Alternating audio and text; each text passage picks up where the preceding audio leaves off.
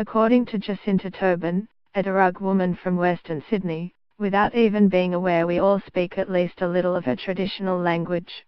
You say things like wombat, wallaby, corroboree, boomerang, she says.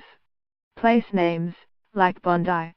And now Tobin is on a mission to expand our knowledge beyond that rudimentary vocabulary, breathing fresh life into the ancient Darug language. Along with Joel Davison, a Gadigal and Dahada man, she is gearing up for a second year teaching Darug at a Sydney festival program called Bayala, after the Darug word for speak. The program includes classes, an exhibition of historical records and a singing ceremony. I believe our ancestors are walking with us and trying to bring the language out of our mouths, Tobin says. Last year, Bayala was a huge hit with festival goers, with spots selling out within the first week. This year, the number of beginner places has been doubled and organizers have added a more advanced course focusing on grammar and language structure. Both will be run in Parramatta as well as in the CBD.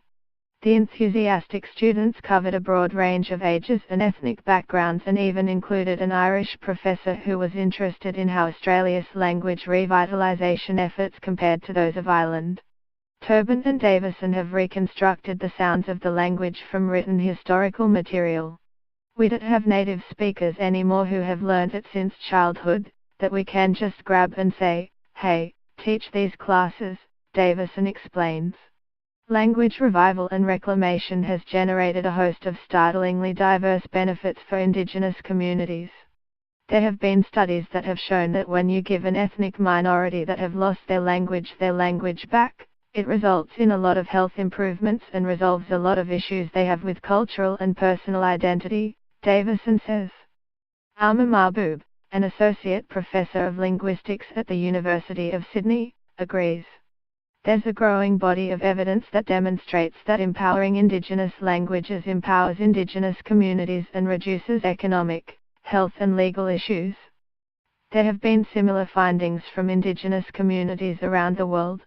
Researchers in Canada, where suicide rates in First Nations communities are up to 11 times the national average, found rates of language competence could be used to predict the suicide rate of a community more accurately than many other cultural factors.